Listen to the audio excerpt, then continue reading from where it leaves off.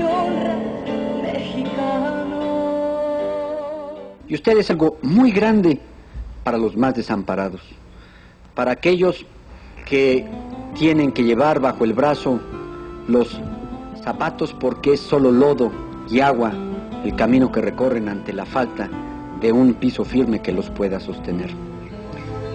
Ahora, ¿pero por qué está llorando, don Beto? Si no estoy llorando, Jacinto. Lo que pasa es que me entró una basurita en los ojos y parece claro, pero no es cierto. Solidaridad. Unidos para progresar.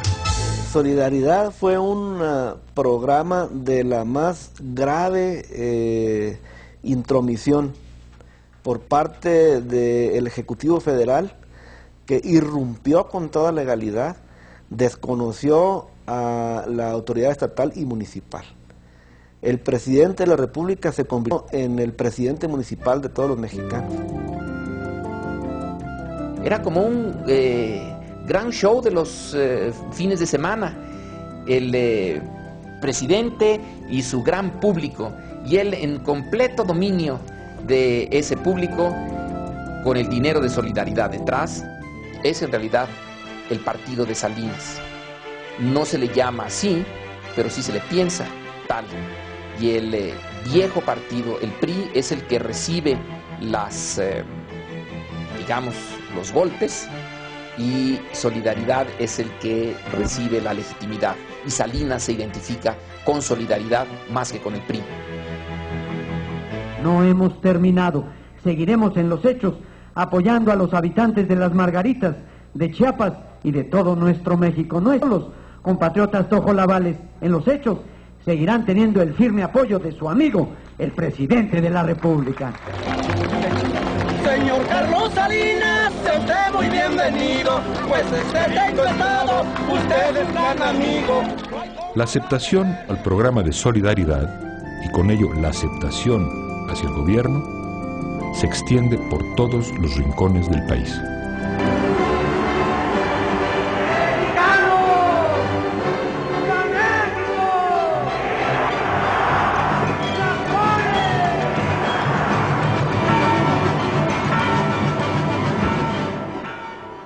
En 1991, con la mayoría priista en el Congreso, Salinas de Gortari se atreve a reformar los artículos 3, 27 y 130 de la Constitución.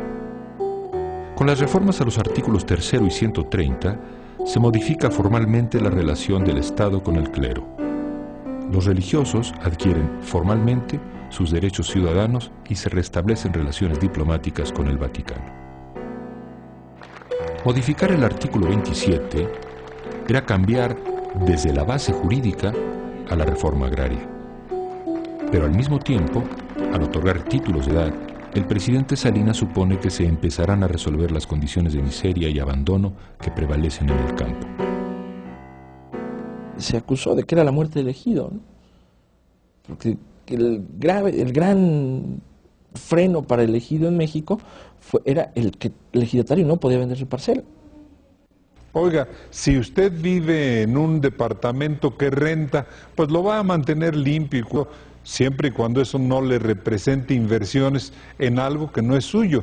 Pero si usted logra comprar el departamento que sea suyo, usted va a meterle todo lo que pueda hacer para que esté mejor, igual el campesino. Poner en el mercado las tierras ejidales en épocas de crisis es como un crimen, porque cuando la gente tiene dinero y se le permite vender la tierra, pues lo primero que hace es eso, precisamente, vender la tierra. La modernización también exige una transición hacia la democracia. Ahora, yo quisiera complementar que en el aspecto de la democracia, esta no florece en la pobreza. Meses después de su llegada al poder, Salinas se enfrenta a la victoria del candidato panista Ernesto Rufo en Baja California, y por primera vez el gobierno acepta convivir con un gobernador de la oposición. Él esperaba quizá algún abucheo, pero no lo recibió, sino que se le daba, sentí yo, en especie una bienvenida a la democracia. Sin embargo, la reacción de Salinas de Gortari fue totalmente distinta durante las elecciones para gobernador en agosto de 1990. En Guanajuato, el presidente se niega a aceptar la derrota del candidato del PRI, Ramón Aguirre, frente a Vicente Fox, el candidato del PAN. Sin embargo, la soberbia del sistema, del propio Salinas, jamás les permitió aceptar ese gigantesco fraude y la anulación de las elecciones. Optaron por una alternativa, yo diría, hipocritona, tibia, donde Salinas obliga a Ramón Aguirre a renunciar 5 minutos después que le entregan su constancia de mayoría y su nombramiento como gobernador constitucional. El triunfo no le fue reconocido, entre otras cosas, por una animadversión personal muy marcada por parte del licenciado Salinas de Gortari y a Vicente Fox.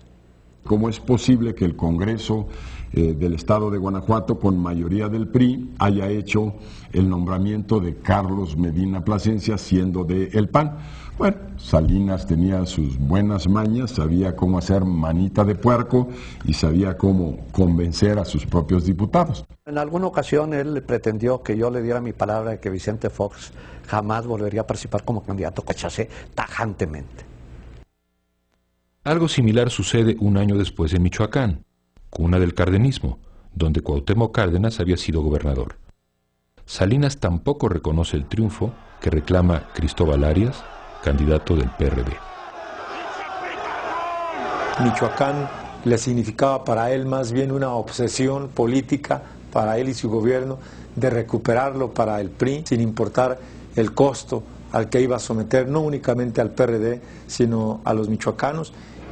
Ante las manifestaciones de protesta, Salinas sustituye al gobernador electo del PRI con un gobernador interino del PRI. Pues tan es así que su frase célebre ya en las postrimerías de su gobierno dijo: "Estos del PRD ni los oigo ni los veo".